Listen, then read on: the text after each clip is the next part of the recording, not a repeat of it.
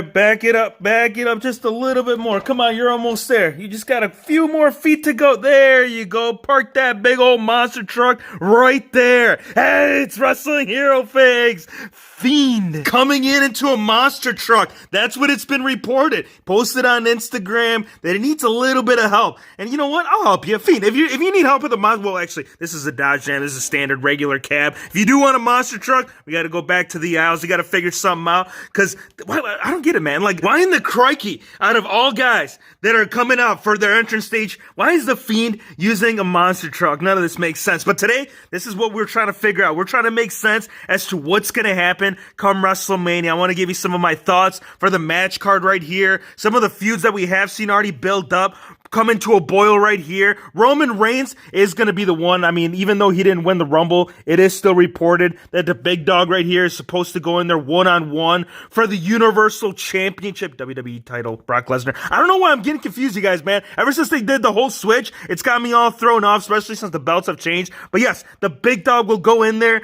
and will the monster truck be part of like a match stipulation? We don't know quite yet, but you know, as the months progress, we'll be sure to keep you posted. Let's get into the next one. One of the most obvious ones, Edge versus Randy Orton. There is still 2 pay-per-views left, which is Elimination Chamber as well as Saudi Arabia, that trip. See, that match, this match right here might actually occur there, knowing how much they love their legends over there. I think Vince McMahon might pull the trigger for that pay-per-view. I do feel like they could hold off because another talk is that Christian is also supposed to be making a comeback. So if he does, this could kind of be like the build-up to it all, right? He could face Christian and then Edge be like a WrestleMania thing. It's just an idea. I hope they do hold off for WrestleMania for this one. I mean, already it's, hey, there's not much that they have to get into. They already have a great history. They already have the, what was it, rated RKO back in the day, and then there was betrayal involved. So the storyline, it started back well over 10 years ago, and this right here would be a great way to finish it in a no-holds-barred or a steel chair match. For the Raw Tag Team titles, assuming they do retain these, I would like to see them up against the most dominating tag team on Raw from last year, for 2019, and that being none other right here than the Viking Raiders. Now, these two, they're pretty big lads, so they're gonna need some help. They're gonna need the help of AOP. They'd be right there at ringside, doing their attacks randomly, bashing and crashing. Would they retain? Well, that's just something you'd have to stay tuned for. It's just a prediction of the match card. We'll talk about more once we get the official matches to determine who comes out ahead. For the Intercontinental title, I want to throw 4 candidates in here. And now it's not like it's going to be potentially Daniel Bryan or Nakamura, but more of a fatal 4-way. Daniel Bryan, he has moved out of the Universal title picture. He's already gotten 2 chances with the Fiend, or against the Fiend, as well as against regular Daniel, or against regular Bray Wyatt. So now it's got to be the next runner-up right here, which is the Intercontinental. Nakamura, he held the belt for, I would say, a good portion of 2018. And Sheamus, I think with his return now, I know he's been crushing over there on Shorty G, but I think if he's going to get a title opportunity, obviously the tag team titles, they're not ideal since he is on SmackDown. Right here's the only option. But yes, fatal 4-way right here. John Cena is going to be in a match. It doesn't matter if it's going to be a skit or if it's going to be a regular best 2 out of 3. I actually picture him in the Andre the Giant Memorial. I mean, sure, I could put in a whole bunch of different participants that could be in that, but I think it's going to come down to Baron Corbin. He's had really, really good luck this last year, coming out ahead in a lot of matches. And this, you can almost consider it the same. Like, they could be down to the last 2 participants. John Cena right there. Baron Corbin, of course, he'd be embarrassed. He's always great at that, man. That whole dog thing with the food. Yeah, we're not talking about that. Cena would go in there, and would he... dude, this is notorious John Cena. This is what he's known for. Just going in there with a shovel and eliminating... Well, I don't think he'd eliminate a lot of the participants, but again, I'd see him being one of the last in there with Baron Corbin, and then him winning that. That'd be great, man. Be a nice little extra to add that to his resume now that he needs it. Raw Women's Championship, Becky Lynch versus who? Who do you guys want to see? Ronda Rousey or Shayna Baszler? Hero Fix, Shayna Baszler's down in NXT. Well, you know what? There's been a lot of smack talk, a lot of talk about her going in there one-on-one against the man, and also the return of Rowdy Ronda. Now, it's a little too early. I know she wants to do a family or whatnot. I know we did get a triple threat match for the women's title last year, but hey, these she's always, man, I don't know if she'd want to share the spotlight either, though. So that's like almost like a toss-up. I don't see another triple threat. It has to be one or the other. It's either going to be, again, Shayna Baszler or Rowdy Ronda right here against Becky Lynch. SmackDown Tag Team Gold, and they have just gotten the opportunity to go on and compete for these against the New Day. Will they win? I don't know. If they do win,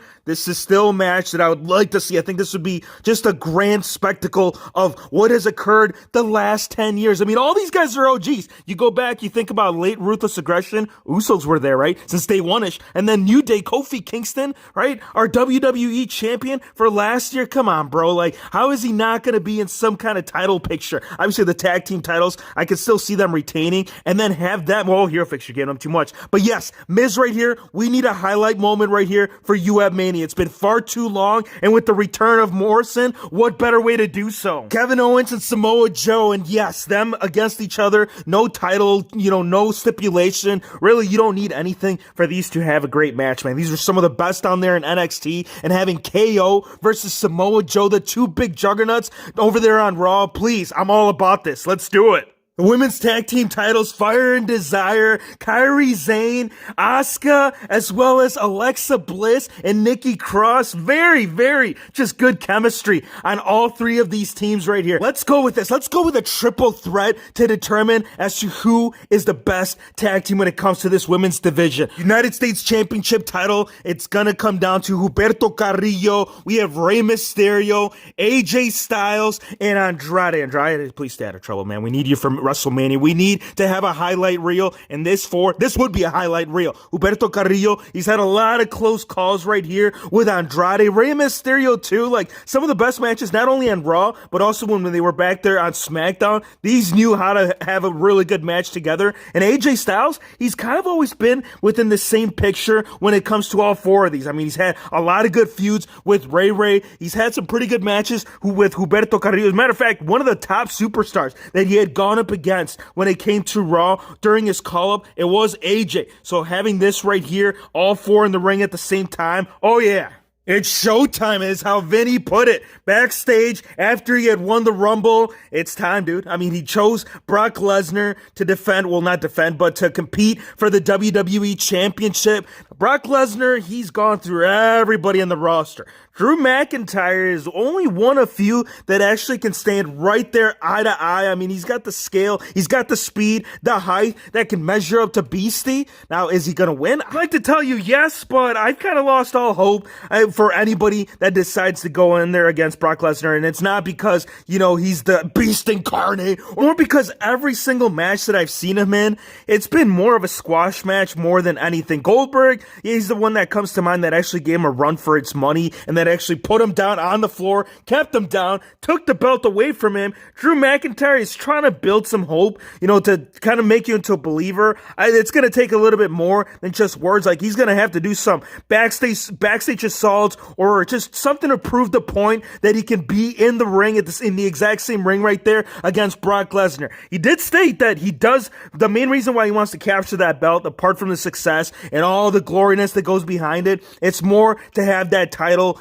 in the ring on a regular basis. If it's house shows or pay-per-views or Monday Night Raws, this belt right here, it needs to be thrown in there regularly for this belt for people not to forget about it. Because I feel like that's a good part of the reason why I'm always confusing those two titles. But yes, Drew McIntyre, the only match right here that has been confirmed. Last subject I want to talk about are returning legends, the three that have been rumored the most. Undertaker. I feel like if there was a middle name for this man right here, it'd be Wrestlemania. Sting right here, I know he retired, but he has that itch, man. He has that itch to get back into the squared circle and have one more match. Now, the biggest talk is about him versus Deadman, but nothing has really occurred for us to even, see that as a possibility. As far as The Rock, the whole insurance thing with him stepping into the ring, there's a lot of flags. You could say it. That's the best way to put it. There is a lot of flags where his insurance companies, they don't want to pay out, they don't even want to risk of him getting potentially injured.